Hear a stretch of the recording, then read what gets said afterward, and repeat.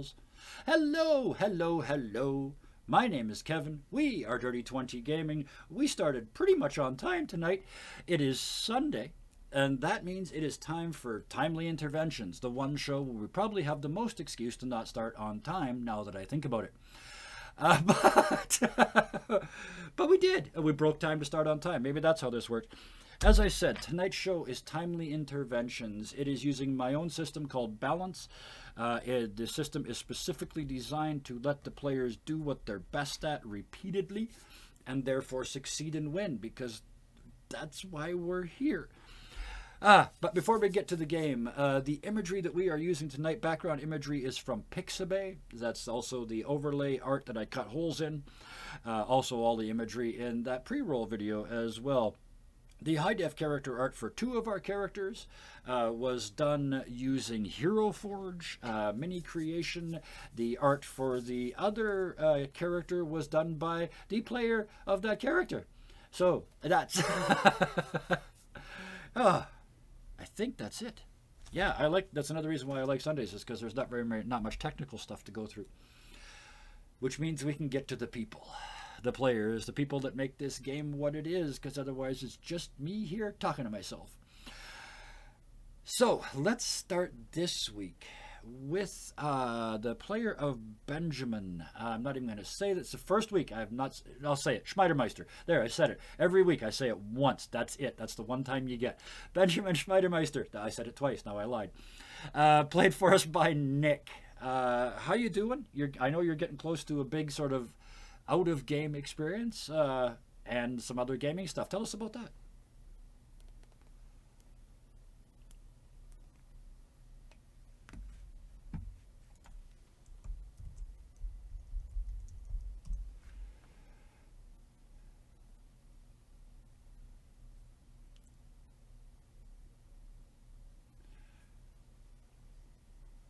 Excellent.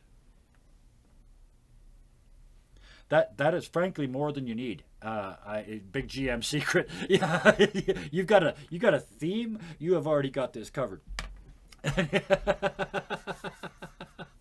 Thank you very much for joining us. Edward Schnee, played for us by Villa, the eponymously named Villa Villas. How you doing from the way out Eastlands?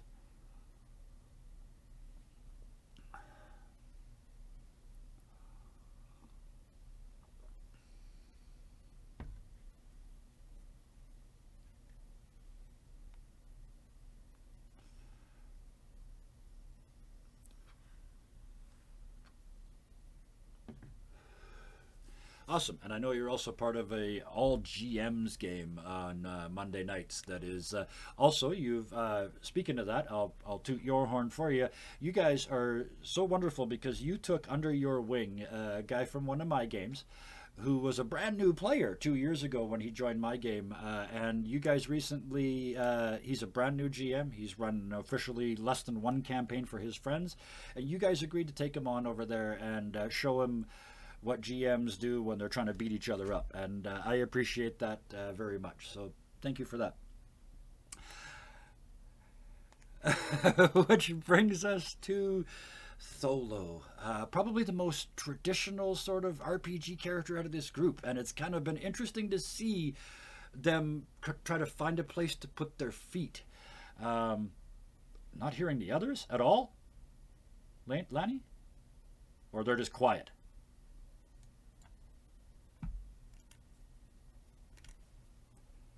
Oh, wait, hang on. No, I am not hearing you at all. I know what happened. I know exactly what fucking happened.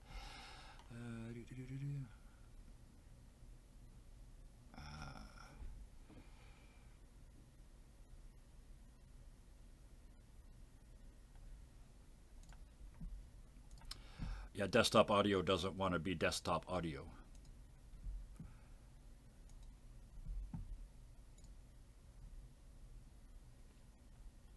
And it's not one of my options either.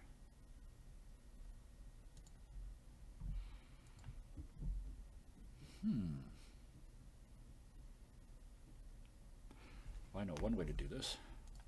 add. I'm just going to add a new audio output.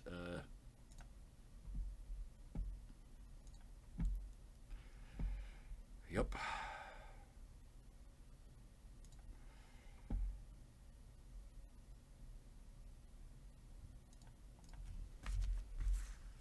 Yep.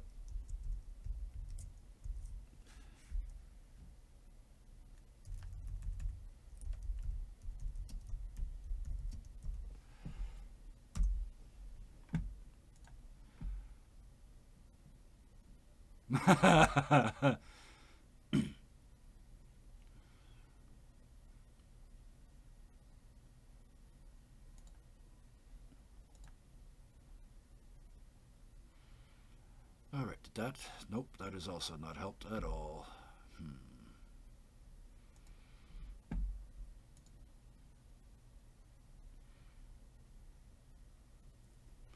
My output device should be voice meter, right?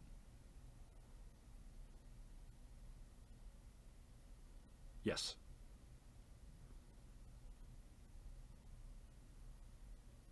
Oh, hang on. Voice meter input. This is the right one. I always use the aux. There we go. I found it. I think. Can you guys speak? Wait, no. Speaking. Hey. So is it fixed now? I added a desktop audio too. So I added a new source, and then assigned it back to voice meter like it should have been in the first place. I probably could fix the first one, but it's already fixed. So, holy. Okay, sounds like we did the sound. Yay! We have to do the Yeah. intro again. We're just gonna go into it. Yeah. All Well, right. Thanks, yeah, Lainey. yeah. We saw everything.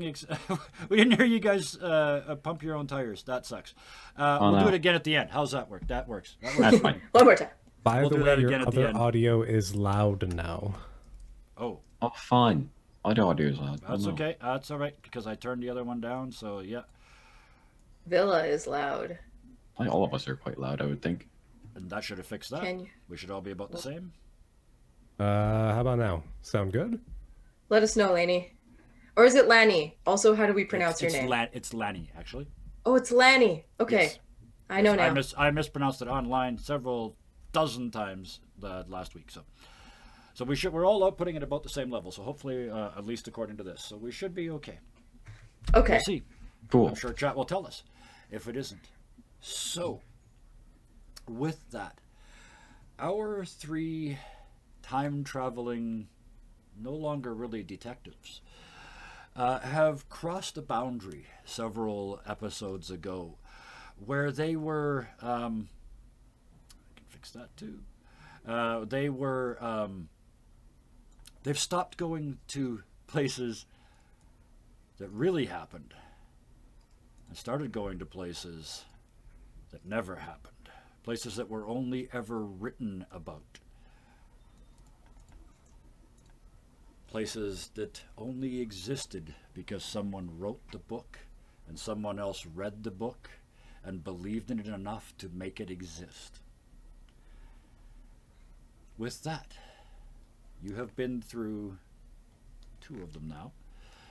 You find yourselves in this instance, as the world recoalesces around you, you realize now, one holographic pixel at a time puts itself back together around you. And you suddenly realize that maybe you've lived your entire life in a virtual room.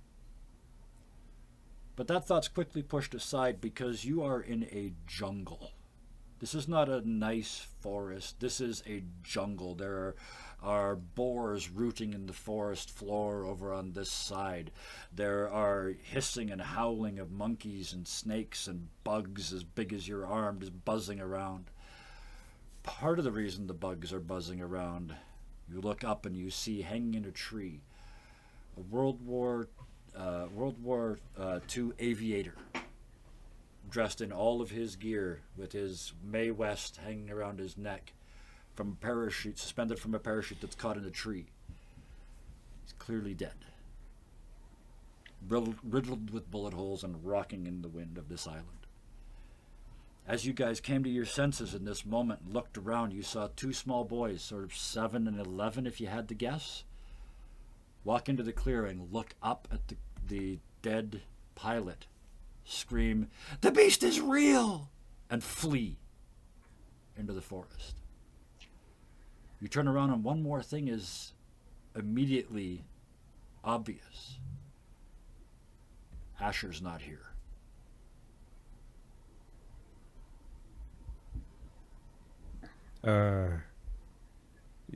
Where'd Asher go? He was right with us. I was walking down the hallway with Tholo. I think you were the last one who saw him. Yeah, he went to try and stop me after I went after the other Jonathan. And then the world just fell apart. Is that what you said happened last time? It's happened the first time. So I guess if we're accepting the whole bubble side of things, what would have happened if he was between bubbles when it popped? He'd be stuck, I imagine, at least for the moment. I suppose that might have been what happened. It's possible. But right now, we have ourselves another pickle. Don't have a convenient closet this time. You start to hear the sound Yeah. of waves against the shore.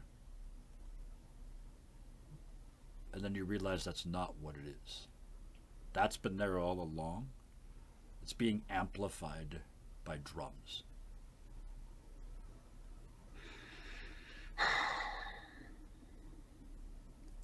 I don't know about you, Benjamin, but I don't really like the sound of that. Oh, no. Why? In the distance. Drums and horns, great. If I did that poorly, that's the sound of a conch being blown. I don't have one, so. Plus, I don't think my microphone would like that very much. Okay. So, is that further inland?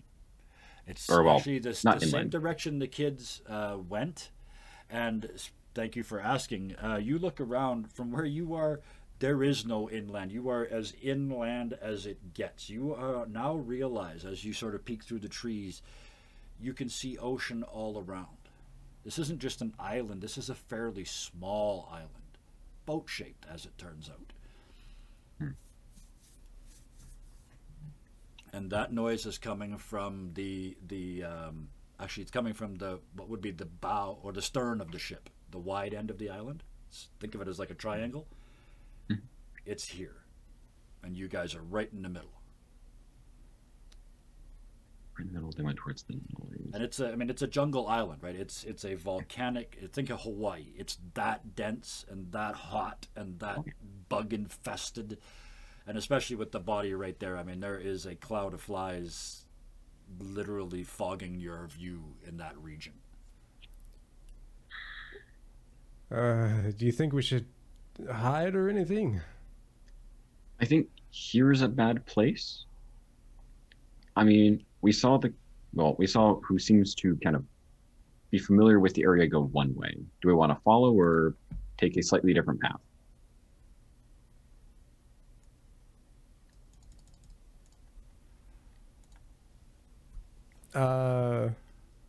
Kevin, we got another audio thing going on. I'm already seeing. I'm doing what I can. I can't adjust you guys relative to each other, but I'm trying to adjust me relative to your average. So it's pretty solid, I think. Okay. But, anyways, I'll go and kind of look at this guy strung up in a tree. Yep. They got like World War II era stuff on him. Does he have any like obvious weapons on him? Like, you know, like if you're like a paratrooper, he generally have like a little Bowie knife or something on him. What you realize is that you're brilliant looking. You find a sidearm and a small knife, but he's wearing pleated pants, dress shoes, a leather jacket with a big furry collar. And as you start to, like, he's hanging up, you can get to him. As you start digging through, you find more hints. His Mae West flotation device. This is a fighter pilot. who has been shot down just recently. So there is a pistol. I think it would be a Webley, probably. Anyway, yeah, a pistol and ammunition. And his knife. I'll kind of go and I'll relieve them of both. Well, I'll kind of keep the knife on my side, and I'll kind of turn towards Benjamin and Saber and hold out the pistol to them. Does anybody want this? Not for shooting. I don't know how to use it. I mean, if you know how to... I mean, I know mechanically, but no.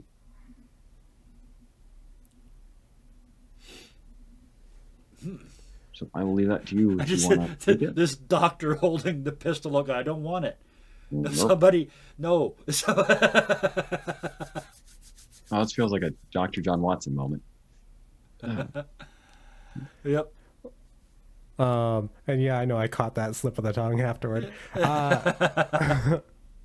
And again, another blast of the conch shell in the distance. So, can I just... Do either of you happen to know which storyline we might be in, or where in history we might be? Because I'm not super familiar with literature, and I don't know my history very well. Any ideas? Anybody who thinks there's a chance, roll reason for me.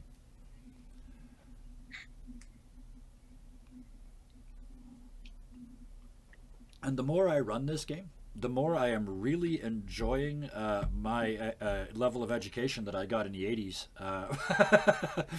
Most of the second half of the series is out of my high school lit classes. What's the target number? 4. This is a fairly common thing, even set in the future. I want somebody to know. It doesn't mean anybody's read it. I just want somebody to know which book you're in. 3 successes. Wow. Okay, that is major. Okay, that is as I expected. Yeah. Benjamin, don't do book. See, the fire, it can, you try to read something, it kind of catches on fire. It's a problem. Oh, Fahrenheit 451. I almost used that, actually. It's about burning books because Fahrenheit 451 is the temperature at which paper ignites. Oh, great book. 3 successes for Edward, though. This, you recognize it right away. This is Lord of the Rings. Rings? Sorry. Lord of the Flies. I knew that was going to happen. There's a note on a piece of paper on the other side of that monitor that says, don't say. Yeah, Lord of the Flies is the book. William Golding is the author. With 3 successes, it's about a bunch of kids that get shipwrecked on an island. They split into 2 groups and essentially devolve into little animal bastards and have a civil war. That is about all you remember. And then at the end, they're rescued. Weirdly. Oh, no, you didn't. It's one of the ways. You have to change the way the story ends. The way you do that is completely up to you. You do not have to. That is not the only solution. You could get them all back to the ship because they don't all survive in this. He doesn't remember any of the other key plot points, Kev. What would you like to give him? Well, Tholo doesn't know, but there's the pig head on a stick. Yep. And there's that a significant death happens in the book. Oh yeah, actually, yes, yeah, a couple actually, fairly significant deaths happen, but yes. Yeah, I would say Edward would kind of have the general knowledge of it, but specific stuff he wouldn't have any knowledge of it. No. So he'll go and relate the information to Ben and Tholo that Kevin gave me. Yeah, that all got washed out of his brain when he went to medical school. Grade 10 English gone. Okay, so by what you're saying, good news is we now have 3 not children on the island, so we're already a step closer. I'll give you one more. Sure. You had 3 successes, so I will give you one more. The scene where the children discover the pilot, and this confirms to them that the beast is a real creature prowling the island and killing children, is about in the middle of the book. I think we're kind of in the middle of the book at the moment. I literally don't remember anything else. Well, you at least know Okay. something better than me, at least. It's true. And since you remember the gist of the ending, we just need to change the ending. So we need to find a point in this book where we can change that. I mean, do you Right. know if you said that the group started fighting, right? What did they start fighting over? That's lost in between somewhere between Apgar and the Glasgow coma scale. It's just gone. I mean, I guess if they don't want to kill us immediately, we could go try asking what the current situation is. Yes, you said they were animalistic, primitive. Perhaps we can tame them. Have you ever tried to tame a group of children before? No. I've babysat before. That's the same thing, right? Can't we just give them some colors or something? Like, get them to draw something in the sand with a stick. Ooh, maybe they could draw, like, help or rescue. Through the trees I in the guess we could direction give of it where a the shot. conch shell was before, a fire burst into being. Nice. It's only a jungle. Late afternoon. That'll get someone's attention. It is producing tremendous amounts of smoke. Fires are probably not going to be here for long, but also it's going to spread. We should probably move to closer to the beach. Righto. Yeah, I like that. So towards the fire and the group of children, or to like a nearby location. So what is the plan?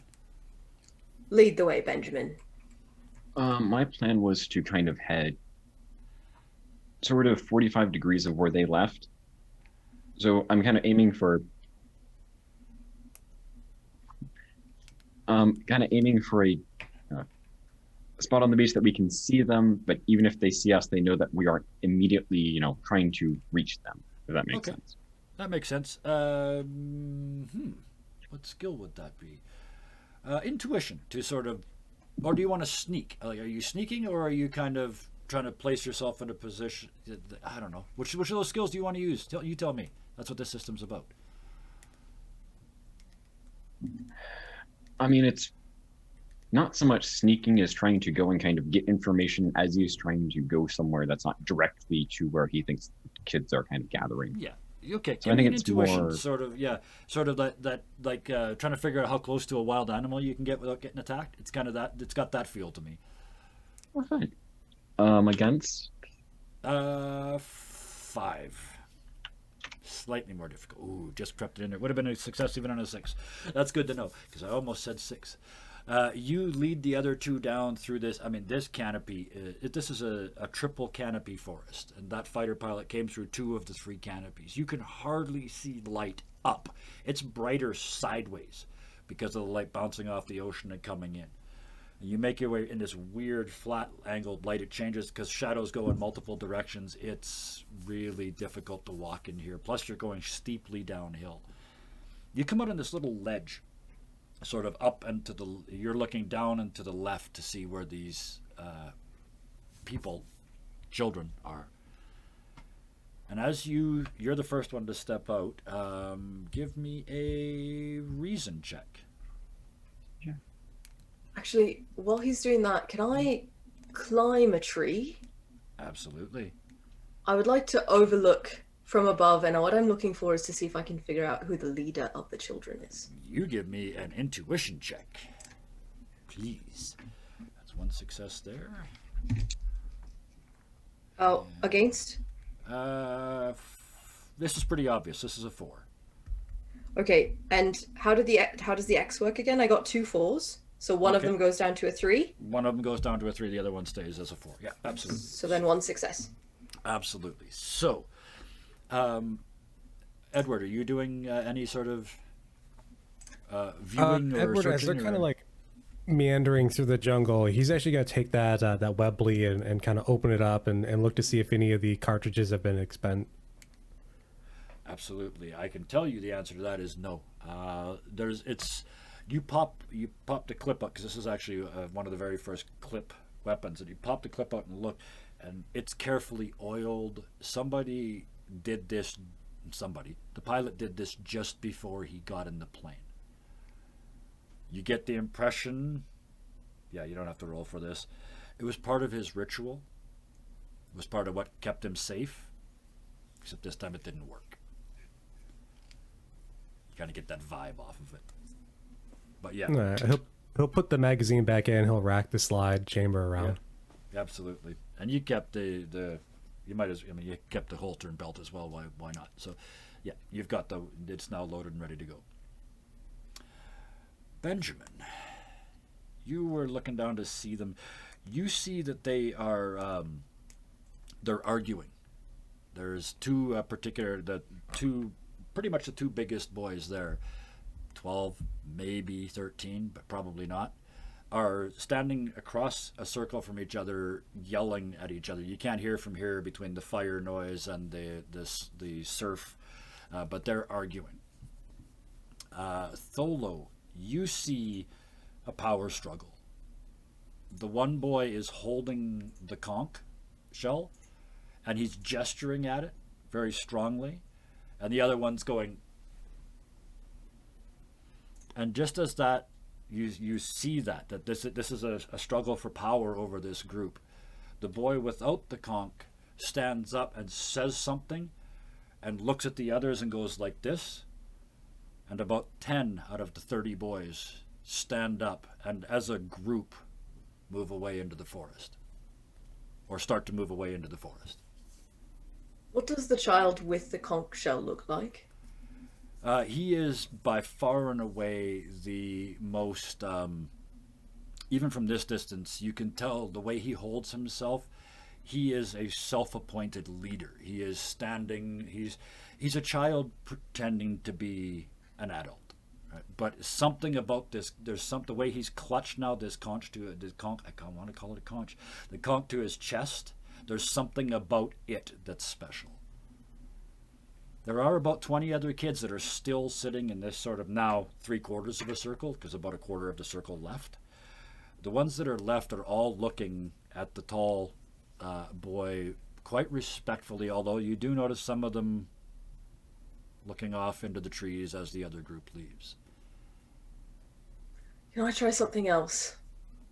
Mm-hmm. I hold my hand out, and I'm going to try to use the magic from before. Okay. Give me an intuition. I want to... Yeah. Okay. Against? 5. Failed. No. You... and nothing happens. But you're not sure whether that's because there's no magic here, or you just didn't do it right. You've only ever successfully done it once. So, but yeah, you up in the tree, and that didn't work. As you look up, climb down. Okay, as you're climbing down, you're watching this group of boys heading towards the other end of the island.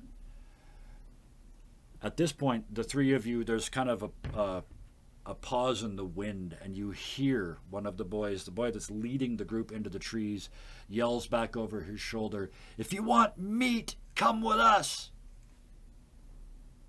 And a couple more around the fire look at the kid standing with the conch, and a couple of them just sort of crouch and run into the trees after the others.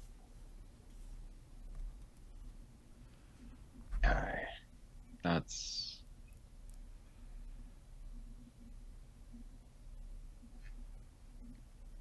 starting to make some sense what might be going on here. So what do you see up there, Tholo? I explained everything that I saw to the best of my ability, and suggest they're hungry. They're going hungry. They said something about a beast. So I saw boars before. So maybe he's the one that did the hunting for the group? So he saw himself as the provider, and this person was more the figurehead? A struggle between the power of strength and the power of intelligence. As you think about it, Tholo, you realize in retrospect the ones that left all had like pointed sticks. I'm not going to call them spears even. They're not that good, but they're a pointed stick. And they seem to be a lot of, as you mentioned, the sort of strength, bronze versus brain. They seem to be a lot of the bigger kids. And they all certainly seem, I mean, a group of kids is stranded on an island. They obviously are all from the same place. They all know each other. But this group that's moving off seems like a clique, right? Like a group within a group. Yeah. I described the weaponry to the others, and, you know, a really easy way to change the ending of this story is if these children found adults who led them. I mean, It makes sense to me. I mean, you don't really want to leave them out in the middle of the woods or forest or jungle. I mean, we have access to definitely wood. Well, you gotta figure, you got shelter, food, water. That's kind of what we need. You know, shelter, that's to be the one that takes the most time. We just need to find water, and, you know, I'm sure between the three of us we could get a boar or something to cover food. So it's just kind of looking for like a water spring or something. I'm wondering if we can somehow bring together the two groups again. Because, you know, we have the strength that's kind of moved away. So what's something that strength doesn't solve? The shelter part, building it, the construction. I mean, assuming that they don't decide to try to take it from the thinkers, we should be fine. Speaking of the thinkers, one of the boys stands up from the group and starts walking directly towards you. I mean, you're quite a distance away because you were, you know, at spotting range, but they start walking directly towards you. It's immediately obvious they don't see you, but it looks like they're heading towards the tree line. You said 10 to 11 went into the jungle. How many are left? About 20. Okay. Too bad none of us are teachers. I mean, if we're Boy, trying he to walks get into anything, the tree line and you see him undoing his trousers. He starts to wee against the tree. so our best bet's not getting caught by one group if we're going to try to talk to the other group, as of now. I mean, once we kind of get everything set, then they should just come together. Why would they stick out there when we have all their needs on one side? We got all their needs taken care of. One side doesn't, as you said, one side doesn't have shelter. One side doesn't have food. Yeah, I know. Once we kind of get that all straightened, then there's no reason for them not to come together. He finishes, does up his buttons, looks up, and turns and screaming starts running back towards the other group. Okay, well, we don't have long, and I don't want to be presumptuous, but I think I might be the one of us they might listen to the most. The boys in the circle reach down and start grabbing rocks. You hear one of them scream, "The beast!" And they are getting ready to throw rocks at this boy that is coming back into the group. Ooh, Okay, all right. wish you luck. Edward will kind of start walking out, like, "Hey, what are you doing?" Meanwhile, I'm being quite acrobatic. I'm trying to jump through the trees to the ones that are throwing the rocks to see if I can get to them faster. Okay. Get to the throwers. And Gotcha. Yeah. And I'm making Benjamin, my way to the group at the other side of the island. You're going to follow the other ones. Okay. Always split the party. Always split Exactly. the party. I also know getting seen with one group by the other would cause other things. So, Tholo, you up into the trees and again, and just through the branches. like I said, this is a triple canopy forest. You can get within 10 or 15 sort of like 5 meters of them, but up in the air above this circle that they're in. That has the fire in the middle on this sort of scrap beach. It's not a beach, it's all rocks and pebbles. It's nothing nice, but yeah, that's where they're staying. From up here, you can see the remains of crabs and oysters and other seafood and even some vegetables and kelp and stuff that they've been eating.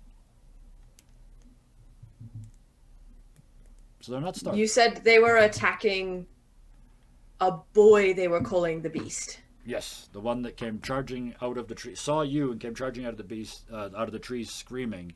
They had just been having a conversation. I mean, obviously that's what the conversation was about that you guys walked in on that split the group.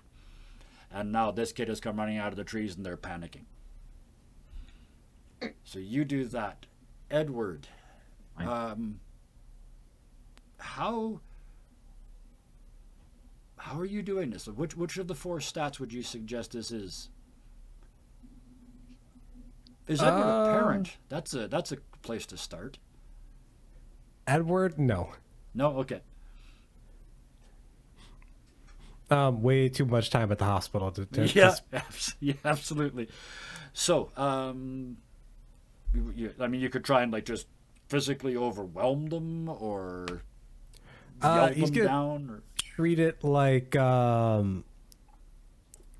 kind of like the interns, you know, where they're there and they know stuff, but they're still kind of stupid. Perfect, because that got me pointed in the right direction. Yeah, this is absolutely a reason roll. This is the adult walking into the room and going, "What were you thinking?" So yeah, reason is associated with adults. So give me a logic or a reason roll. What's my target? 5. They're pretty wound up. Yep, Benjamin. Yep. No, it's good. Successes. Okay. Yep. Okay. I see where your check marks went. They freeze. It just dum, and they all stop, and some of them start to like hide the rock. The kid that's Were you running just gonna in. throw a rock at him? Oh, we weren't. We thought he was the kid with the conches. We thought he was the beast on the island. Right, a beast, and you're gonna hit him with rocks. That's your smart idea here. All the ones with the sticks left. Okay. Do you know what happens when you hit somebody with a rock? It kills them.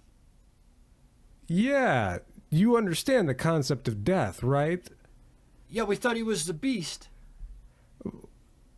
I mean, he's clearly not a beast. He looks He's not just like you. He's buried. Yeah. How about you drop the rocks, okay? Let's just put the rocks down. Yeah. And How the look, the hell? Yeah, the look is just good, a way out of this, right? And just they all just as one sort of put down the rock. All right. How the hell did you all end up on the island? It was a boat wreck, and all the adults died. But they made sure we all got in a boat, and they pushed us, and it was really stormy, and it crashed down there. Okay, how long you been down here?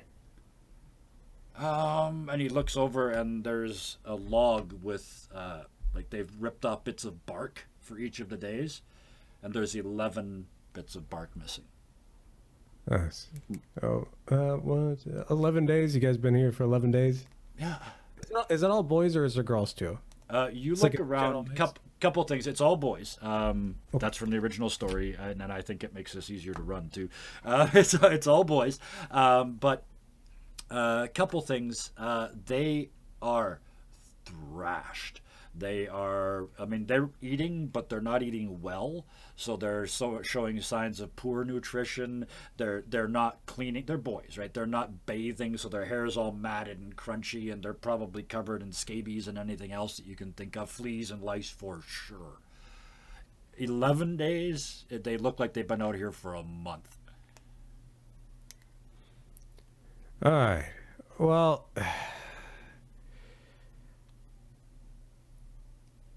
let me just take a moment and I'll kind of turn over to the jungle, and Benjamin, Tholo,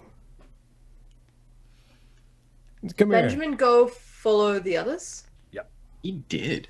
And then Tholo's up a tree. So I'm up in a tree. Yeah. Actually, I saw that Edward had this under control, and I went to follow Benjamin. Okay, absolutely.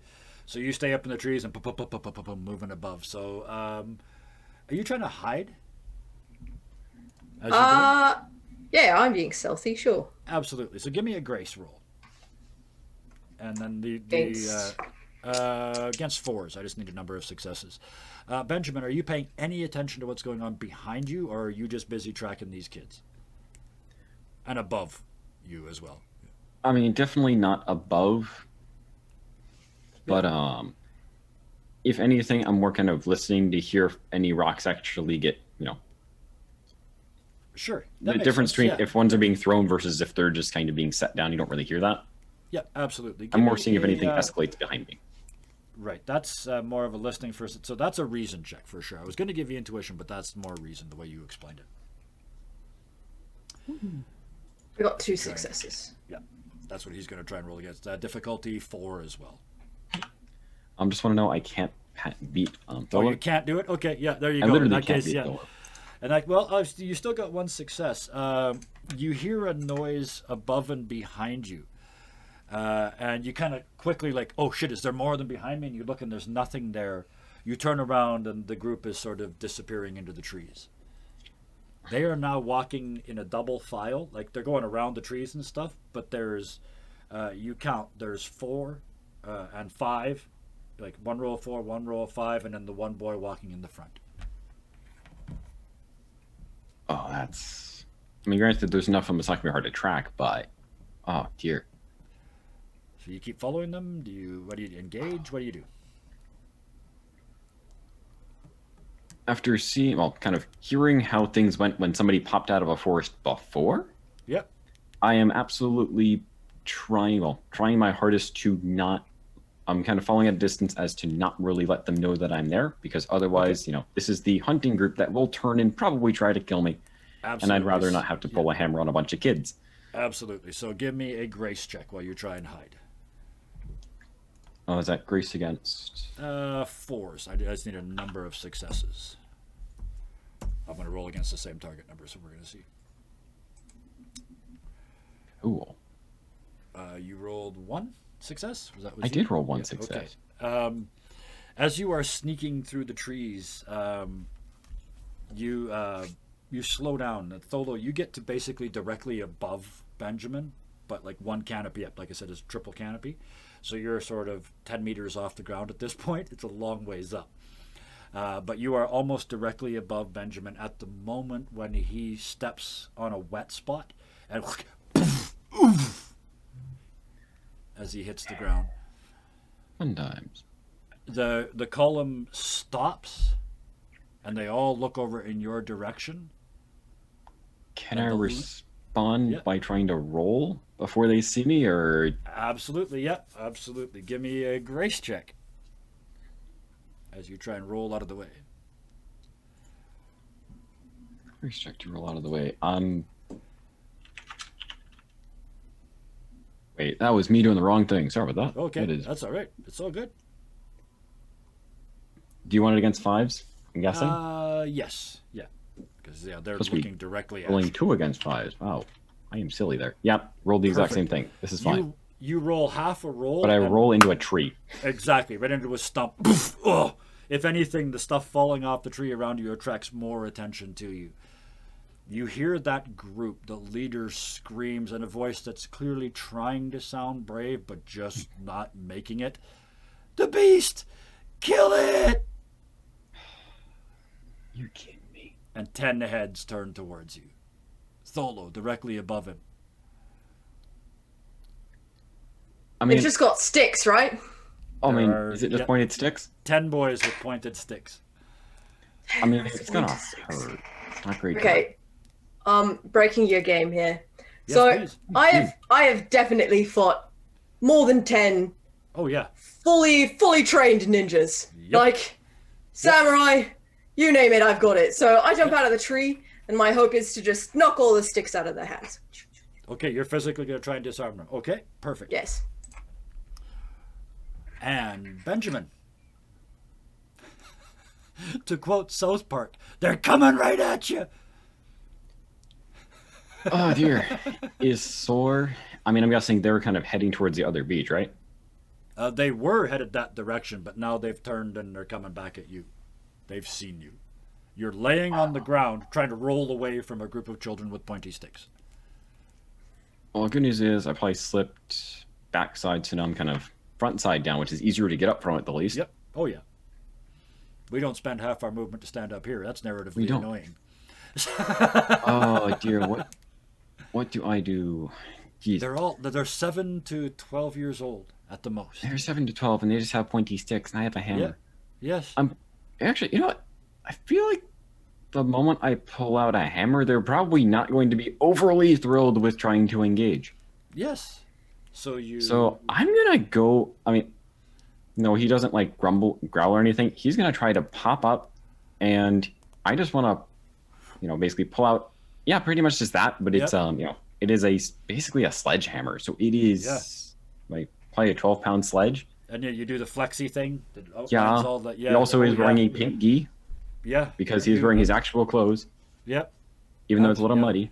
And this is a lifelong blacksmith. When he goes flexi, things happen. Yeah. You do that. Tholo, I need a grace check because you are dropping, like, I know you're like ninja school, but you're running down a tree, basically. And when this succeeds, 4s. 2. 2 successes, yeah. You want a 3-point landing, or how do you want to land? Blades out? How do you do this? I imagine actually like kicking as I'm landing. Kick one stick as I land, and another I hit with this hand, and just you just drop out of the trees and just Benjamin, you and this is 2 full-grown, hard-ass adults. We are not the ones you wanted to face off against. Kids, yeah.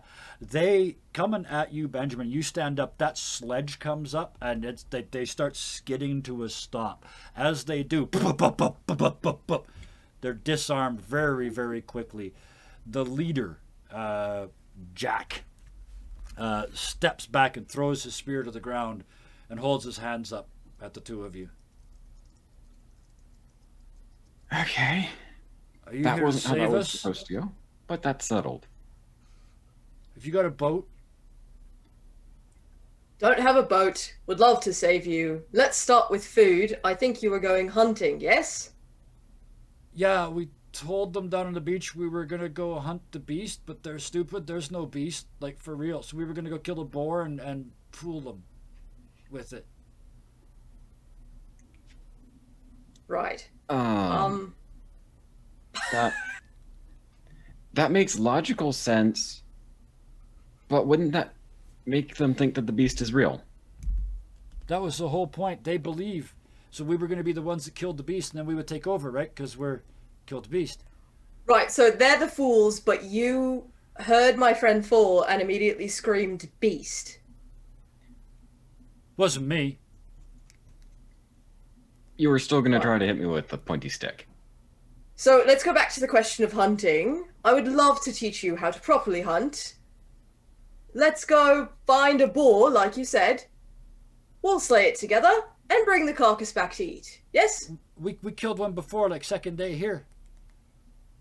Great. But they're sneaky now. They run away when we get close. Yes. Then don't let them hear you. Correct. We even did like a circle, and it came in and came in and came in, and Timmy got all fucked up, and he kind of blushes because he swore. Yeah. Have you considered something stronger than pointy sticks? Like what? Well, we got rocks. Have you considered sharpening a rock?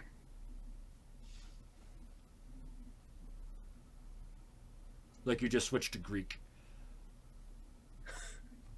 Okay. So, I just like to... how many do you think you need? How many do I need Yeah. to get a boar? Yeah. None. You can take them back to camp. I was going to teach if you teach a few of them how to hunt a boar, I would teach the other part, at the very least, how to make something more than pointy sticks. Well, why don't you take them back to camp to teach them how to make pointy sticks? I'll get a boar, and if we're longer, I don't know how long this book is. If we're here longer than that, then we've got tons of little hunters that can go do it for us. In the meantime, I think they're hungry, and when they're hungry, they get hangry, and when they're hangry, they'll kill each other. So let's just stick to the chase. You go teach them how to make weapons, and I'll get us a boar.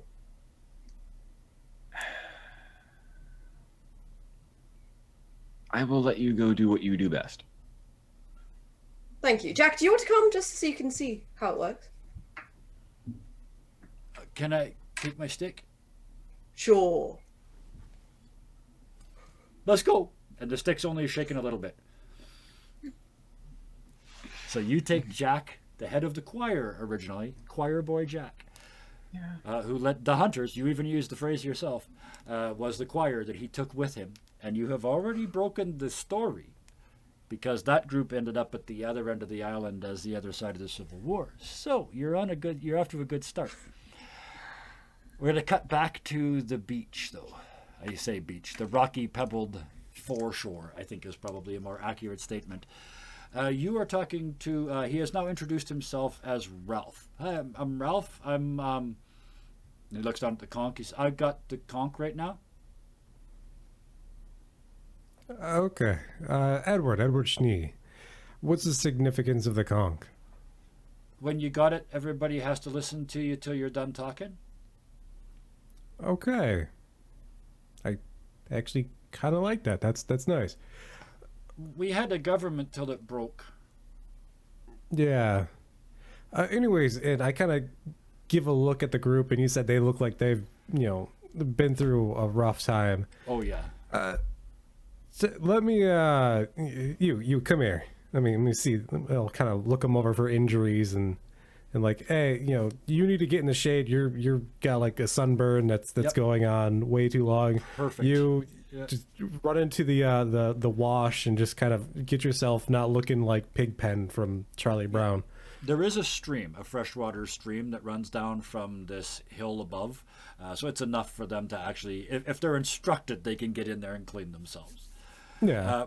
But the one that you notice isn't injured, but he's really badly sunburned, is this really pale kid with a little fringe of red hair cut very short. He's also the only one wearing glasses, and one of the lenses is cracked right down the middle.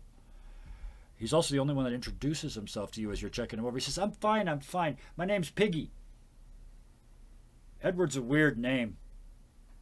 You can call me Eddie if you want. I like that. I light fires. Really now? Yeah, with Okay. these. Well, with this one. And he points to the one that isn't broken. All right. Well, we'll keep a lid on that for now. We don't need any out of control fires, okay? No. I'm the only one that can light fires. All right. Do you know you can make a fire if you rub some sticks together really, really fast too, right? That's what all of them thought too. They spent days rubbing sticks together. All they got was sore hands. Well, I mean, there's a bit more to the process of it. You gotta, And he I'll- he takes his glasses off and holds them like that in the sun. And poof, a little spot in the log lights on fire. He puts them back on and reaches over and pats it out. My way's faster. I don't know specifics. Do they have like, what kind of items have they that they've scavenged, if they have any? There's the only thing from the boat, and to be honest, this is one of the hardest parts I have with the story, is just a couple of timbers. Nothing else washed up on the island. Okay. Well, I get narratively they had to be completely separated from society, but that's a big big leap. Shipwreck with no wreckage. all right. Well. Oh, pardon me, I lied. I just looked down. It was an air crash. It was an airplane that they were in that crashed, so never mind. That makes more sense. It all sunk. Um, Read your notes, Kevin. Jeez, you made them this afternoon. You think you'd remember. So yes, there is all next, maybe 1 or 2 seat pads. All right. I saw a group of kids going into the jungle. Where were they going? The hunters, they said they're going to go kill the beast. They're all going to die. Right, the beast. And just like you thought, what was your name? Barry. Barry. You thought Barry was the beast. Okay. I was just peeing. All right, Barry. Well, You get the idea Barry's not very popular. you wash your hands, Barry, right? Yeah, as he starts to walk towards the creek. Oh, children. They're starting to come Anyways. back from the creek now, soaking wet. You didn't, some of them have still got their clothes on. They got in the creek, clothes and all. They're just dripping mud and filth, but they're cleaner than they were. A couple of them have got some leeches. All right. I'm just going to keep piling on the doctor. One step forward and one step back, so we're kind of in the same spot. Well, I think my friends have gone after the other group, so I imagine once they get done doing their thing, they'll probably come back here. So let's just kind of get you all set up, and we'll kind of take stock of what you guys have been doing for the last couple of days and see how we can improve our situation here. Okay? And they're just nodding like it's all adult words, and it's like somebody's here to take care of us. That's all that they're seeing, right? And just behind you hear, "Oh, Piggy, be careful!" And you turn around, and Piggy's got his glasses off, and he's using them to burn leeches off the other boy's legs, and he missed, so he's kind of burned the kid. It's like working with brand new. Never mind. Anyways. They're worse than interns? Is that what you were about to say? All right. And actually, can Edward make a reasoning roll of if the leeches are freshwater leeches, and just going into the ocean will make them let go, as someone pointed out in Absolutely. chat? That's a brilliant question, and we like chat, so you don't have to roll because we like engagement. So thank you, chat, for that. He gets a free success. Break my game. Exclamation mark, break the game. Brilliant. Thank you. I have to admit it was me though. Yeah, I just looked down and saw it. Out of everybody, you have the most right to break the game. You're in it, and I told you guys to do this. So this is all fair. All's fair in love, war, and D&D. Except this isn't D&D. All's fair in love and war and TTRPG. It just takes longer. So yes, they are freshwater leeches. I specifically said it was a little stream of fresh water. So yeah, absolutely. 5 steps that way is the solution to Piggy not scarring them all for life. All right, just take a walk into the ocean real quick. They'll let right go, and it'll just kill them. And yeah, and there's dead leeches floating in the ocean very quickly, and they come back up. And again, that look of, in some sense, they've surrendered. Like, there's an adult here. We're fine. Not realizing that they are not fine. Not by any stretch of the imagination, but there's an adult here, and they are abrogating responsibility to you just as fast as they see you. All right. Well, here, let's all gather around while we're waiting for my friends to get back here. Let's pass a little time, and he'll kind of go around and get all their names. And then, he'll kind of start, he'll tell them a story. Why not? Absolutely. You could tell them the story of Robin Hood if you wanted. Yeah, I was just going to say, what story do you tell them? You've got quite a selection just in the last couple months. I'll tell them an abbreviated version of Robin Hood. Without the trips behind the trees and all the Yeah. murder. With or without Maid Asher. We'll kind And of all the take murders. Asher content and just leave that out. We're gonna try to keep it Disney. Yeah, there were a lot of deaths in that courtyard as well, but that was mostly Robin himself, but nobody stopped him. So they were foxes and lions then. Yeah. Asher encouraged him. So you sit down and start to give me an intuition roll as you try and read your audience. If we got X's in there, we take that off, correct? Yes, you do. Yeah.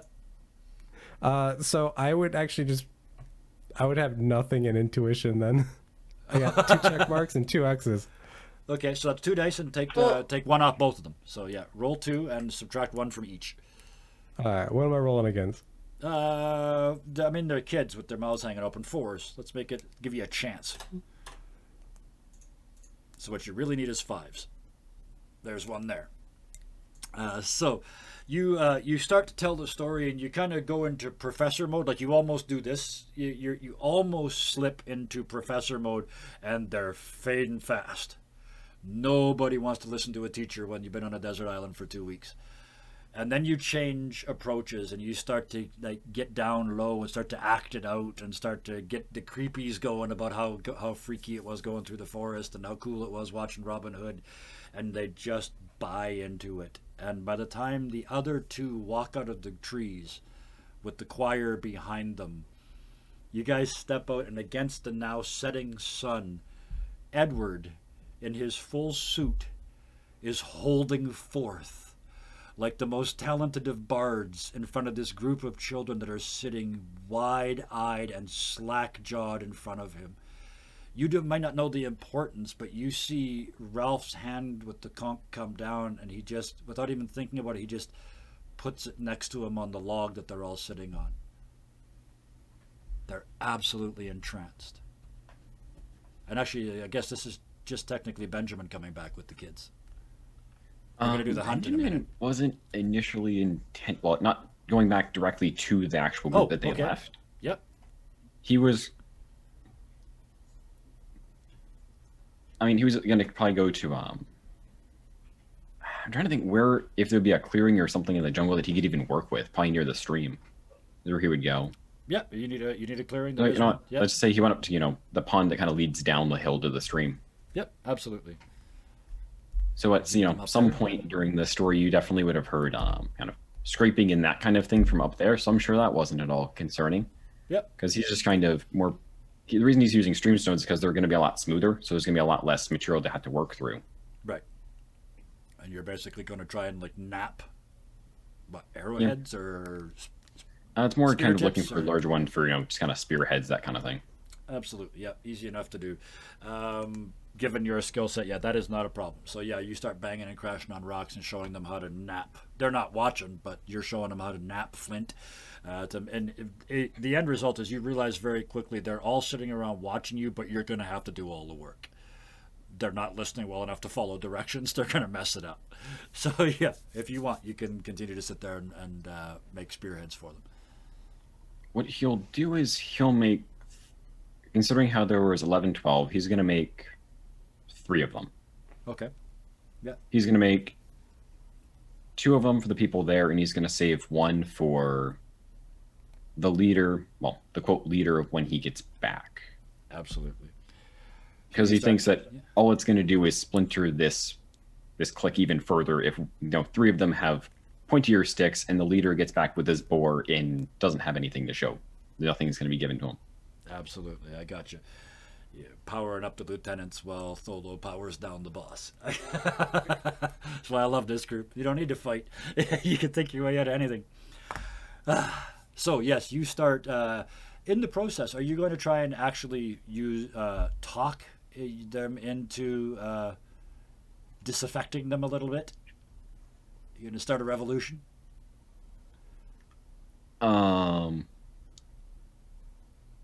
I mean, more what the direction his talk would probably end up going would be more as much as you might be more capable than the people you're working for, they're still dependent on you. So he's kind of more going that way. He's used to dealing with, high profile customers who went stupid things. It's like, why do you want this extremely specific English sword that I need to twist the bar halfway through because it quote looks pretty? Yeah, absolutely. So I'll do it, but I'm sure you're not going to appreciate just how much effort goes into this stupid thing. So he might go on a few, ranting tangents about, people that they will never see in their entire lives, so especially because of fiction. But the split second that they see you turn that last thunk and the spearhead is before them, that's it. They glaze over and they're just watching that. It's like, oh, you are as a god. And you split a piece of stick and slide it in and start to, make it fast. I'm sure you got shoelaces or something you could use. And yeah, they are, now that it's finished, now they're interested.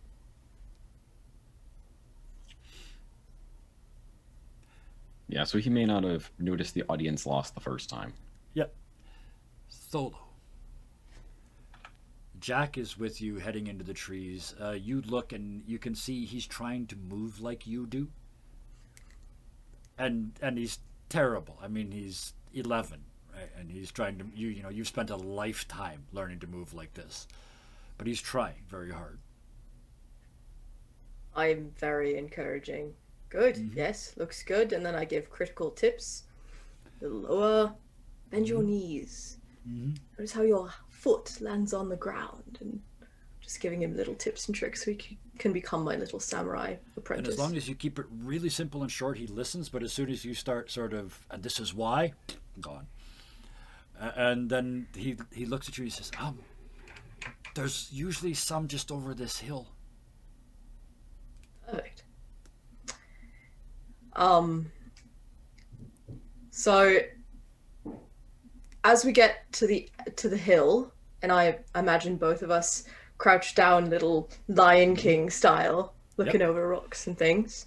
What do we see? There is a small herd of boar, and I mean the males have got the huge tusks. There's a bunch of there's several sows and a bunch of little ones. So the boar may not be the main threat here. You have stumbled on a family of wild boar. The parents are probably 200 kilos each. The little ones 10 to 15 kilos each. They're still quite young. There's 7 or 8 of the little ones. I'm assuming the largest one would then be the father. The sow, or the boar, yeah. I'm He's going all to bristly and one fang slightly busted off, and yeah, circle of life and all that jazz. I'm going to tell Jack to be very quiet, and I'm going to reach for the gold shuriken that was made for me by Benjamin and throw that and aim it directly at the father boar's eye. Okay, give me an attack. And I will do a defense. I forget what I have to roll for that. That is grace, because that is a finesse sort of a weapon. Essentially, and unless you convince me otherwise, all range attacks are grace, all melee attacks are strength, unless they're with like a dagger or a rapier or something. Okay, and I add them all together minus the X, right? Yes. Yeah. So that would be 11. What did you roll? I rolled 2 5s and a 2, so Okay, 12 so minus 1 is 11. That's actually I misspoke. Attack works exactly like every other roll. It's just always worth a target, always versus a target of 6. So Gotcha. you rolled your highest was a 5, so you miss. However, it is your golden shuriken, and we want this story to work. So it also rolled 0 defenses. I can't give you the boar, but you poof, and it whistles just between his ears and catches the sow right in one ear, and down she goes in a heap. I mean, you didn't succeed, so I got to make this awful, but you're gonna feed them, but yeah. How do the other animals react? The male, the boar, one look and starts looking around. The little ones, which were feeding themselves, you now realize they were all rooting and feeding, so they were past weaning, so they've at least got a chance. They just bolt in all directions, just into the trees.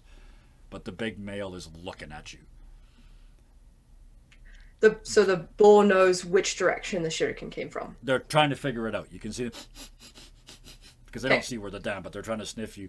Jack runs from your side directly at the boar. Ah! I run much faster than Jack, Yep. and I pull my katana. Okay. Give me an attack against the boar. This Ugh. first one is going to be Jack attacking the boar. What a waste of food. Nope. No way we're going to be able to The use both of second one these is things. the boar. A 1-6, but I have an X, so it would be a 5 then. Okay. I am going to just compress some rolls because it got one success and you got none. Oh no, sorry. I am sorry. X's never apply to attacks. If you Oh, rolled a okay. 6, yeah, I know the other one was 2 5s, but X's don't never apply to attacks because you have to roll the 6 to succeed. If you've got an X, you can't roll the 6. So, yeah, you rolled a 6 at one success. You slice down with the katana. It's been so long. It's been 8 episodes at least since you got to do this. And it's just because you just spent a period of time showing Jack how this is done. Your form is exquisite. It is absolutely silent. Right behind the ears, right between the second and third cervical.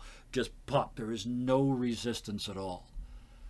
And the head comes off, the body trips over it and slams into Jack, crushing him against a tree. Poof! The boar's body falls off and starts to spasm. Jack falls on top of it and he's trying to push himself off. You can see he's wounded. I immediately go to Jack and try and get him to a safe position. Yep. Pulling him away is easy enough. The boar's feet are just kicking in the death throes. You pull him away and you can see he's holding his chest. As his hands come away, as you pull him, you can see a dent in the ribs. Like his sternum is cracked. I leave both boars and carry him immediately to our doctor. You can do an immediate first aid yourself using either intuition or reason because this game is all about people not dying. So right. give either one of those, whichever way you're doing it. And then you just have to tell me how you justify. The intuition is sort of, oh, this seems to be the problem, whereas reason is more of a logical approach to it. Yeah, it would definitely be more intuition than reason. I don't have any sort of training, No, but that's okay.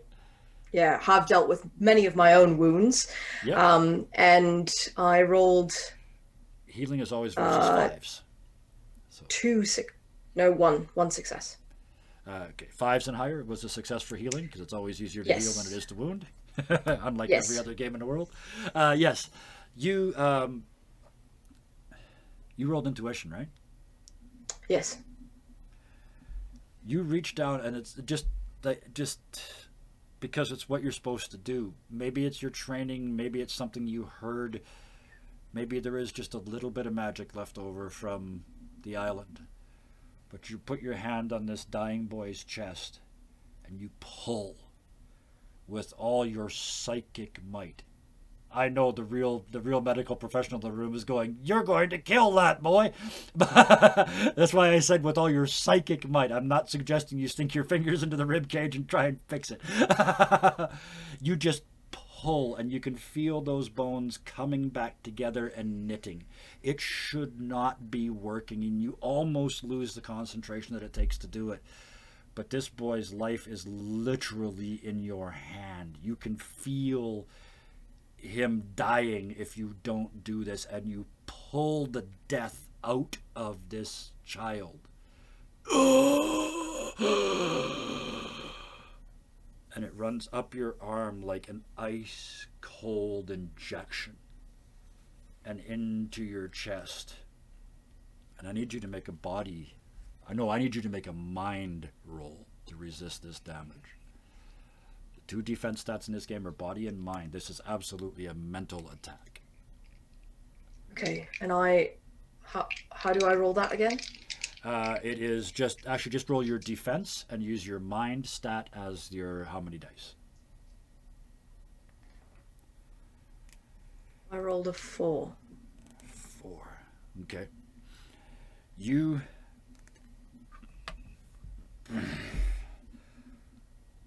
and the arm starts to freeze up like it doesn't want to work.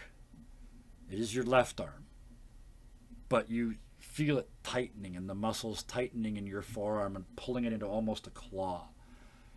Take 1 point of mind damage. This is absolutely mental. There's nothing physical wrong with you, and you know it.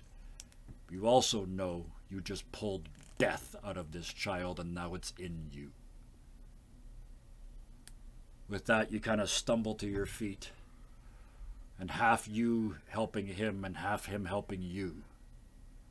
The two of you stand up and head back towards the group. Do we have enough energy together to take one of the boars with us? Absolutely, yes. Well, realistically, you have enough energy to cut off a flank and take it with you. I mean, it's enough to feed everybody. Like I said, this boar is 200 kilos, right? So if you cut off 20 kilos, that's enough to feed the 30 or 40 of you for a long time. Even though it should be aged, but never mind. You cut off a slab, a haunch, and between the two of you, you sort of rig together some branches and make sort of a basket. And bond it in. He will not look at you. He just will not make eye contact with you the whole time. His hand keeps like poking at his rib cage. He keeps looking at your withered hand. I don't engage with him either. I will talk to him as I instruct things. Yeah. How to do things, but otherwise we're just walking back. And as you arrive back, Benjamin, at this point, you arrive back as well with your three new followers, for lack of a better phrase. The two that have the spear tips are very enthralled with you. They are treating you not only like an adult, but you're young enough, they're also kind of treating you as a cooler, older brother, sort of. Or maybe a bad uncle, like the uncle that gave them a knife. I'm definitely like the uncle that you go to more because he lets you get away with a few more things. Yeah, exactly. But also, before I go, could I have tried to pull something like an iron ball that could be in the stream but probably shouldn't be? You want to try to... Because Benjamin's always kind of like curious. He's trying to figure out what the whole magic situation is, just a little bit. So you stuff your hand into this stream and down into the gravel and start to concentrate. Give me an intuition roll. Or do intuition against 5? Yep, against 5s. 2 successes. Okay. You feel nothing, like you don't suddenly feel the ball of iron or anything like that appear in your hand. What you do feel some very heavy gravel that you've plunged your hand into. And you kind of grab a handful and pull it up and open it. And it's just sparkling. The handful of gold nuggets. Like some of them the size of your thumbnail. That's funny. So what I'm going to do with... Useless as weaponry, but... Oh, yeah. So what he's going to do is he wants to hold on to the biggest one. Yep. Because I know who's going to get that. And kind of the smaller, like the smaller nuggets, I'm going to kind of give to the ones that didn't really get a spear. So they get sharp sparklies at least. Absolutely. And for him, the gold really doesn't matter that much. Sure, but it's and he's gold. not even sure if it's still going to be kids there. recognize it more so than we would today, because it's not like gold was money at the time, but it was much closer in history to when you could go to the bank and say, "Give me my gold," with your cash money, right? So they recognize gold right away. So yeah, you have won this group over. Yeah, you separated off the leader, and yeah, you took over, and yeah, absolutely. The biggest one he's saving for the boy who originally had the conch. Okay, for Ralph. Gotcha. So when you get back, you were also going to give him the arrowhead as well, right? No, I was going to give Jack the arrowhead. Oh, when he gets back. Gotcha. Okay, so you guys arrive back sort of out of the trees this way and out of the trees this way. The group of you with your new spears, the 3 with the stone spear tips right up, or the 2 with the stone spear tips right up at the front of the row. They automatically march in 2 lines, and you have discovered from this little bit, they are the choir. These were literally the choir boys. That Jack was the leader of the choir. He was the lead alto as well. So, but yes, that was his claim to them, and that's how he got them to walk off with him. So you walk back in with the boys. Tholo, you walk back in with Jack. He is, as you walk in, the other children start, the ones that are still there, are like, oh, wow, and they're pointing at the meat, and he starts to perk up. Like he's got a here and now to deal with, right? And they like him. He's positive. He's, he's popular again. You can see that. He kind of forgets you and everything that's happened. He actually does. He drops his side of the basket and then we stabbed it, and then the story is nothing like what really happened, and he's the hero of the story. Edward. I allow him to have all of his glory, and I'm going to walk towards Edward, and this is probably the first time that I've asked someone else for help in a long time. And I just kind of show him whatever he sees of my left arm. Give me, Edward, give me a intuition roll. Or reason, depending on whether you want to doctor this or just kind of figure it out.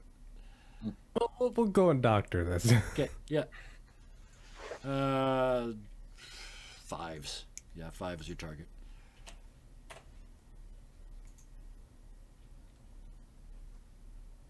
There it is. This is a classic case of hysteric medicine. This is someone who believes something. You check very quickly. There's nothing wrong. When you squeeze the right spots, you get the correct nervous response. The arm is perfectly functional. This is something else. This isn't physical. Tholo, your arm, I mean, it seems to be working just fine. Tell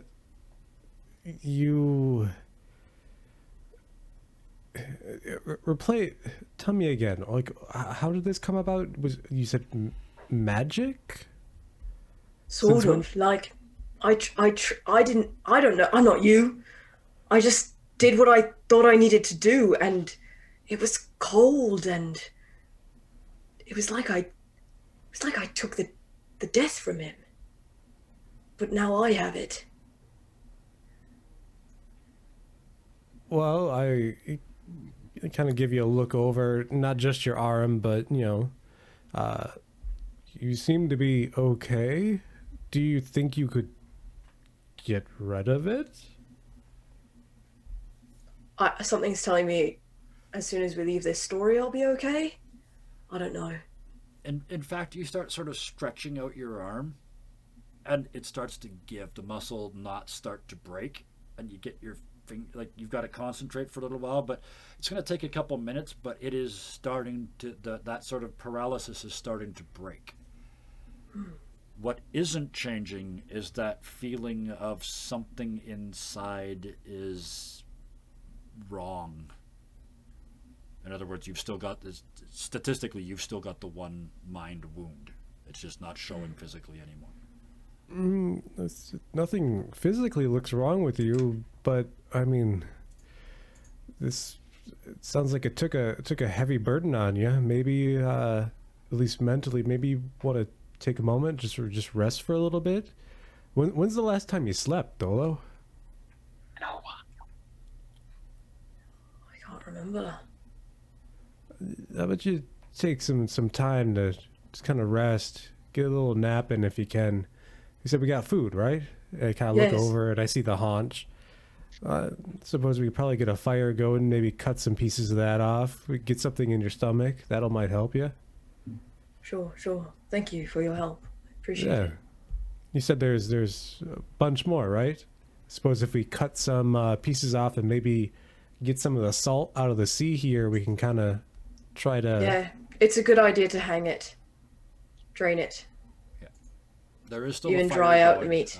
They have gone to very great lengths to make sure that there is a constant fire. They have actually, you realize now there are groups of them whose job it is to go and gather driftwood to burn every day. So yeah. Yeah. So I don't know how long you've been I don't know how long you've been going, but let's just take a rest, okay? And then he'll immediately go over and check the kid. Yep, the sun is setting at this point. It is, it is getting tropically dark, by which I mean the stars are frickin' amazing. You can see the Milky Way. It is an actual, you can understand why it's called the Milky Way. It's that dark here. It looks like a stain on the sky. The billions and billions and billions of stars. The ones you can see are a fraction of a fraction of a fraction. And you know you're looking edge on into the galaxy that we live in. It's stunning. And Tholo, you lay back. Are you going to try and rest? Yeah, I was going to say probably start with some kind of ritual meditation, and Yep. it's a lot of inner reflecting on what has just happened to me, and as I see the stars, I imagine just falling back. And it is, you fall back, but no matter how far back you fall, there's that little, like a mote of dust in your eye. There's just something, no matter what tricks you use, no matter how much of your training you apply, there's something broken inside of you. But you fade away with the most beautiful sight you can imagine. You realize you must be at a similar latitude to where you trained, because the sky is almost identical. In fact, as you start to drift and cross that line from meditation to sleep, you hear your many masters over the years, their voices giving you those instructions and calm corrections. And the most important one, judge not, simply be. Just keeps coming back over and over and over again, like a mantra, as you drift off into sleep. Edward, you immediately go over to this child. As you get there, you see he's got a group of them around him, and they're staring at him like they were looking at you earlier. The story he's telling is, you get there just in time to hear. I looked down and I could like see my spine and like my heart and everything was like right there. And then he put his and he pulled it and it's fixed. And look, it's good. And they're poking his ribs and like he's got his shirt pulled open. Yeah, the story is 10 times more impressive than what Tholo just told you. Yeah, he'll kind of go over. Hey, well, what's your name? I don't think we've actually met before. I'm I'm Edward. You can call me Eddie. Okay, Eddie. All right. I'm Thomas. I All right, just nice to had meet my you. ribs crushed all in. Yeah, here, let me take a look at Wait. that. Okay, he'll kind I of. thought Jack was the one that had the ribs. Yeah, that was Jack. Oh, this is which one are you going to see? I'm sorry, I thought it was Jack you were going to see to check Yeah, I'm and going to see see if Jack. Tholo's story was right. Yeah, I'm going to see Thank you, Jack to Thomas. make sure he's okay. Yeah, Okay. and he said, yeah, my ribs were all caved in, and yeah. Yeah, I'll kind of go check his ribs. Listen. I'll kind of see how he's breathing. He's untouched. Absolutely. There's not a mark on him. There's not even a bruise in the location that they're talking about.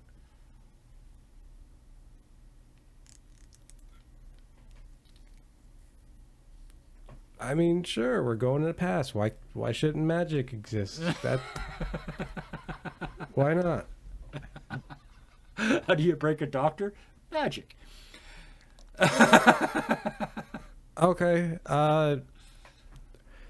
He just can't fathom just magic. Okay. Just- Sure. yeah. Why not? I must be tired too. He's gonna go and get that haunch and like start cutting it up and like Yep. putting it on like the sticks and setting it in the fire to kind of get it going. Yep, you have the knife to do so. So from the pilot. So yeah, you start hacking up chunks of meat and putting them on, like you said, putting them on sticks and making food for everybody. Benjamin, you come back. You hear this amazing story. You know you tried, and I don't know, did it work or? I mean, you got a handful of gold out of the deal. You didn't get what you wanted, but I mean, he's unsure. But at the same time, it's kind of happy that everybody's kind of doing their own thing. So it kind of Yeah. gives him just a little bit of time to kind of, well, work with his own. Yeah. So kind of noticing that they're all doing like runs for the Yeah, the for wood, or yeah, driftwood driftwood. and yeah, absolutely, yeah. What he's probably going to end up doing is he's going to start. Well, he's going to start putting together a bonfire specific. Well, he's probably going to start by digging out a pit in the sand. He's going to start by making a charcoal pit. Is what he's trying to put together. Okay, yeah. I see. But he So, probably gets about like halfway through. Yeah. He might have like the inner part done Yeah. before he just kind of collapses. just finished. Because Yeah. no, So yeah, you're he's not going to finish today. just to you're starting to build a forge, right? Is that the plan? No, he's building. You put a pit, and then you start with he's basically making us a pit where he would actually burn wood to make charcoal out of it. Okay. So you're just trying to more- get the water out of the wood. Yeah. Right. So it'd be a slightly You could more. even light it on fire, bigger- bury it, and create. Yeah, yeah, that's what you're doing, creating charcoal because you're burning it and as close to anaerobically as you can. Perfect. Okay, so you start that process, and yeah, I mean you're gonna have to burn a lot of wood and put. You get the hole dug. You kind of that's enough. Even if he just gets the whole dug and falls into it, I wouldn't be surprised either. The group the entire choir helps you actually. They without asking a word, they are now basically followers of you. So yeah, you're digging a hole, they're digging a hole. You're gathering wood, they're gathering wood, and eventually just you're sort of the three of you in your own time just sort of fade off to sleep. The bugs buzzing in your ears. I'm hoping I got it lit first, but it's okay. It's lit. Yeah, it is lit. It's going to be tomorrow morning before you got anything remotely like charcoal, but it is lit and covered. So you are making charcoal, which is I just realized is a completely smokeless process. But the three of you sort of in your own Tholo sort of in the circle with their head on the log. Edward over by the ocean with this group of boys, and Benjamin is sort of back from the beach in a drier area making his charcoal pit. The three of you just, as the night sky squeaks and squawks and the crickets honk, because they're big down here, the three of you go to sleep. And then the morning, as the sun comes up, you look around, each of you, the sun hits you right in the eyes. You are awake at the crack of dawn. And yeah, on the horizon, there's a ship. You look and you peer. It's a military ship, but it's small, maybe a destroyer, maybe even just a frigate. But you can see it in the distance. You turn and look, and over the course of the night, the big fire has gone out. The charcoal pit is not making any smoke. You are, as the three adults here, you are the only three awake. What do you do? I mean, we have. I mean, literally, if we had paper, we could set off something like a flare. We have carbon. We're We have supposed gunpowder. we're supposed to break the story, right? I mean, at the end of the story, don't they get rescued? Do they all survive? You had 3 successes earlier. The way this story ends, you've already broken it severely. They broke into 2 groups, and you guys prevented that. The 2 groups fought it out, and the hunters essentially won. Everybody went to their side. Ralph, the leader of the original leader of the democracy with the Conch, and Piggy are the last 2 to stay true to the original source. Piggy is killed with a rock when he's trying to calm everybody down. It also breaks his glasses, so they now lost the ability to light fires. They, in a rage, start to chase Ralph through the forest, using the last of their fire as brands to light the forest itself and the island itself on fire. And Ralph bursts out of the trees onto the beach to find the captain of the destroyer, who then basically tells him off for being a savage, and saying he cannot imagine that that would happen to good British boys. How could they possibly be so warlike? And then as the payoff for the entire book, he turns and looks at all the young men on his destroyer behind him. So that is all you have to break.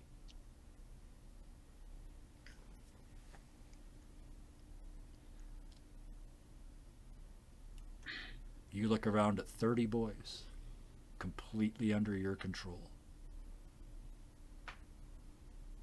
He'll kind of relay this information to the others. Well, I mean, So, do we think that ship's coming here? I If think it's Looking not, at it, we it- need to make sure that It's it going is. by. It does not appear to have seen you. You look around and I said, there's no reason for them to come here. There's no smoke. There's no reason to draw them to this island. Well, I think, we get all the boys are here. They're not savage-like. We kind of got them straightened out a little bit. They're Be able to you get said, 'em- clean. wait, They're Edward, washed. They're you orderly. said the forest was on fire, right? No, that's Yeah. what happens in the real story. Is Well, anybody in yeah. the forest? None of that happened here. That's what happens I in the know. book. Oh, in But- the story, yes. It is never answered how many boys survive. Well, we got them all here. If we just make a signal, then that should be good. Agree. Okay. So, if you still have, I mean, we have gunpowder from the gun from earlier. Actually, hold on a minute. He'll pull out the pistol Yeah. and he'll take 2 shots.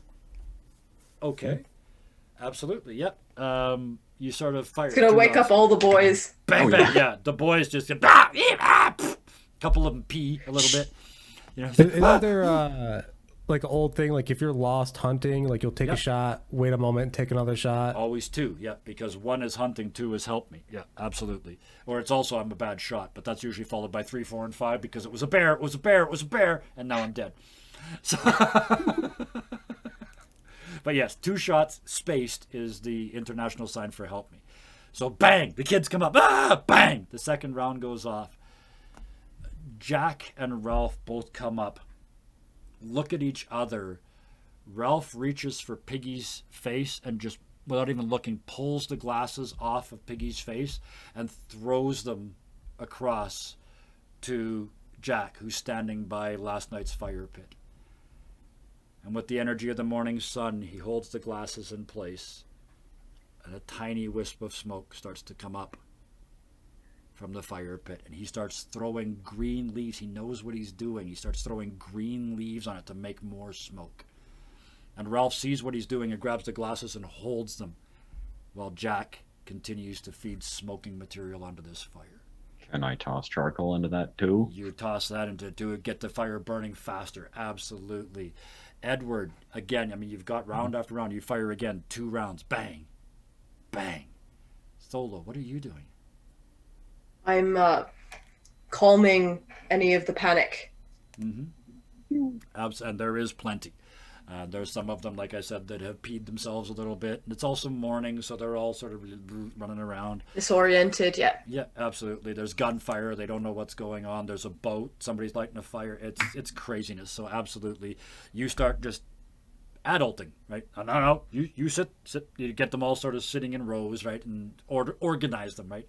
Give them rules. They want them. They don't know they want them, but they want them, right? So you do that. You organize them the same way your teachers used to organize you and the other unruly students. And maybe it gives you just a little bit more respect for them. You already respected them a lot, but realizing how hard it is to keep 30 kids sitting still. And I know Saber knows. So I'm going to let Tholo have that moment where they realize, my God, this is difficult. Edward, you see the wake start to turn as the destroyer starts to come towards you. Benjamin, you see it as well. As the kids see it, they start to stand up again, and Tholo, you really have to, hey. Almost, maybe even sort of almost reach for your weapons before they start to get their shit together and sit back down. And in a matter of 15 minutes, it gets quite close. You can read the sign, the Gloucester. and a boat is reached down on davits and starts to row towards you. And a man dressed way too nice, he has obviously put on his dress uniform for this, arrives at the shore. The boat skids up onto the rocks. The sailors jump out, grab it, pull it up onto the rocks themselves. And they are, as much as they're trying to control themselves, their eyes are just darting around this beach. All these kids and these three adults, and let's face it, you guys are not three normal-looking adults circa 1943 in the middle of the tropics. They are just processing. And the captain, you see him stand up in the boat, square his shoulders, and step out onto the beach. Edward will kind of go and put the gun away. As actually, he would have had it away as they come in closer. Sure, yeah. He'll kind of walk forward. Captain, I don't suppose you have room on your ship for some refugees.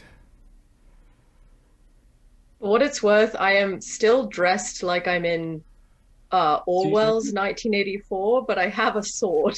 Yes, yeah. Or yeah, a sword. Yeah. Oh dear. And you've Wait, got you said your that our hammer old and stuff your was there or pinky no? on. Sorry? Was it our stuff that we came in with that we put on last time that decided to? Which either or, you had the choice. Yeah, I mean, I went with the When pink. when the hologram breaks, there's a amount of flexibility involved. So yeah. Oh, Yeah. So you said you came back in your clothes, so you came back in your clothes. Up until now, I thought the same of Dolo, but now I have retconned the entire episode, and they were dressed the other way. So that's the best part about theater of the mind. There's nothing to change in editing. So, Edward, you were speaking to the captain. His hand comes forward to shake yours. I understand about them, but who the hell are you three? Well, I'm Edward Schnee. This is Benjamin Schmeidermeister, and that's Tholo over there. Pardon me while I state the obvious that you haven't really answered the question I asked. It's a long one. It's going to take a little bit. If you can get on the ship, get these kids some much-needed actual food, and maybe a shower. Of course. And he turns and nods to one of the sailors, who turns around and blows 3 blasts on a whistle. And you see boats, like the lifeboats, just being dropped from the side of the ship. They're coming to get the kids. We were looking for them. I still don't understand where the 3 of you came from. I don't really understand where we came from the best answer either. might be we get around. And as you say that, this time instead of exploding, this world just starts to fade. Like there's too much light coming through a film projector. And everything just goes sort of transparent, and their voices lose their consistency and just turn into a boom, boom, boom. And the last thing that you see of this world is children being orderly and doing exactly what they're told and getting into these boats and being rowed back out to this ship. And each one of them, as they get into a lifeboat, the captain reaches out and shakes their hands, says, I am proud to call you an English gentleman.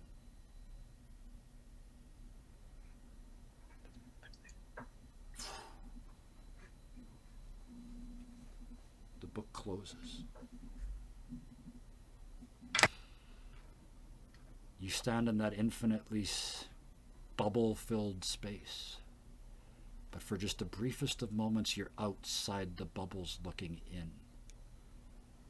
Imagine floating that far above a sink full of bubbles, if you're only that big.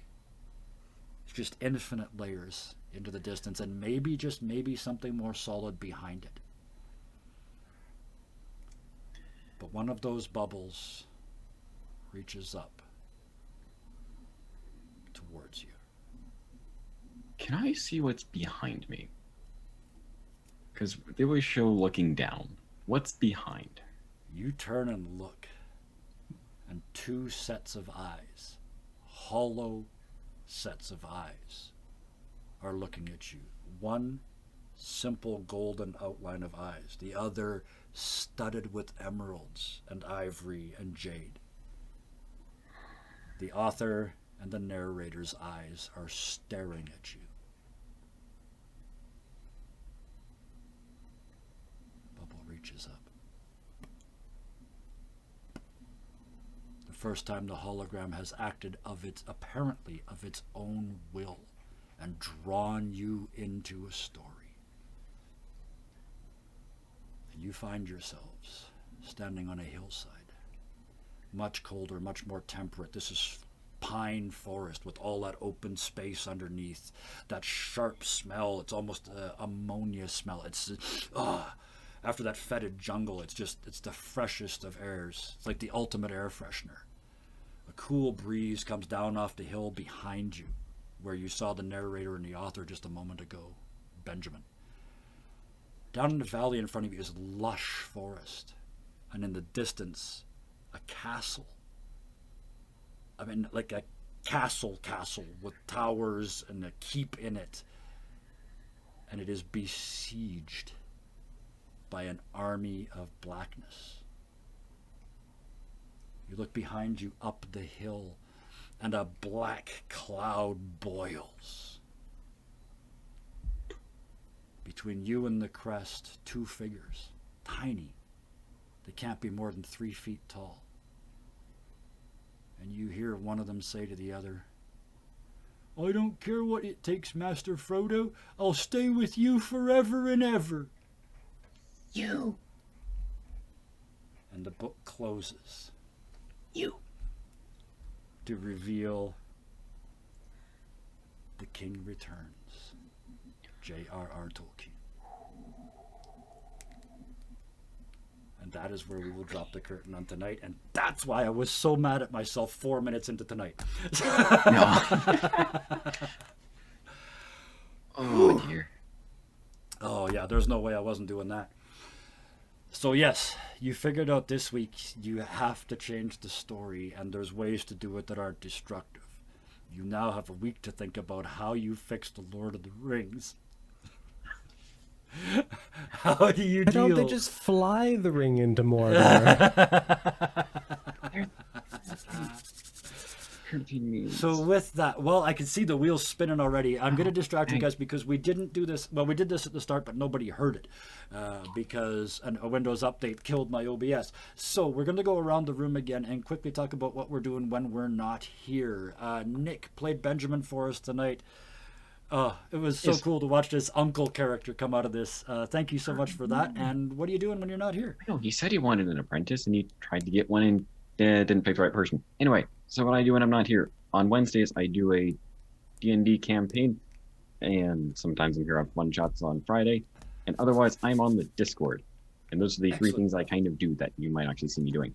Well, absolutely, and thank you for reminding me. I'll put the Discord. Any of us that you want to contact, probably the easiest way to do it is through that Discord. Join that, and then you can click on any of us and do the whole chatty thing.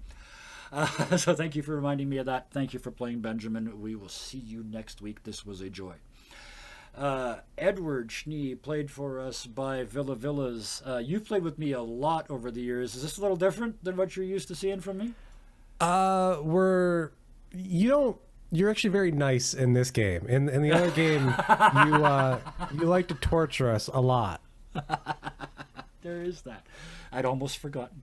But thank you so much for joining us. And you stream as well under what tag, and where can we find you? When I am not working, you can find me on Twitch at twitch.tv/villavillas. I'm working out new schedule stuff. And then slight thing, I am working on a one-shot which will be on this channel not for a little while, but for those of you who enjoy like horror elements, I have a very spooky one-shot, very spooky, very creepy one in the works. Excellent. I thoroughly enjoyed 10 Candles. I enjoyed that a lot. That was kind of got that sort of that creepy vibe rather than the just gross out vibe. So yeah, I'm looking forward to this very much. Thank you so much for joining us tonight. Thank you for playing Edward. And yeah, once your new job gets squared away, we'll get your schedule figured out again. Which brings us to Tholo, played by the wonderful and marvelous Saber. thank you for joining us. And you did your art and Asher's art. And where can we find? There it is. You just put it in chat, but not everybody can see that, especially on YouTube replay. So tell us where we can find you. On Instagram at saber_sensei is where you'll find some artwork of the characters from tonight, as well as the shows that I am in over at Mercs and Mischief. I get really excited right about now because I'm starting up again on Wednesday. My voice cracked. Oh man, Angelo is honestly one of the coolest characters that has ever come out of my head, and we get to see him younger and starting school at an adventuring school level 3. So come check that out, 6:30 Mountain Standard Time this Wednesday. There's also yes, I was just going to say, in addition to that, I believe there's a guest in this There series. is, yeah. In this series, it's a mini series, and we're gonna have Joe Cat from YouTube with so many subscribers, and Oh yes, yeah. so cool. Yeah, we had him Very on once excited. before. I actually got to play Guy opposite one of his characters that he actually made for the crap guide. So I got the wonderful pleasure of playing with him. He is a joy to play with. Enjoy that very much. I'm very glad that's coming up for you guys. And that's except for me. Yes. Here's the thing. We are coming, as you may have noticed, if you've especially been watching all week, we are coming towards the end of seasons here. Things are coming to a head. There are 2 more weeks left of this show and 2 more weeks left of the Corsairs of the Cosmos show on Saturdays. So we have got 2 season finales coming up in just 2 weeks' time. But there's Lord of the Rings between now and then, so you got to pop in next week to see that. And the Corsairs have just brought a prince home to start the revolution. So that one's also going to be fun. Varying Tuesdays here. Sometimes we do, sometimes we don't, depending on when people come to me. We have our screenshots where anybody but me runs a one-shot campaign. A couple of them have been really funny. A couple of them have been very serious. Either way, they've been a blast. Because I get to be a player sometimes, which is a joy for anybody. Any of you GMs out there, you know how nice it is to get on the other side of that screen every once in a while. And I may have overdone it last Tuesday. Go watch Masks. No, it was so good. I may have spent 90 minutes playing chaotic asshole. It's entirely possible. Oh, and then I spent trying to be, Incidentally, worse than chaotic asshole. And there was an accent flashback that I'm not ashamed of at all. It was a great joy to bring back the Guy voice just for that one shot. So with that, thank you to the 3 of you. Thank you to everybody in chat. And thank you to all the people watching in YouTube in the future. Until next time, please be nice to each other. Good night.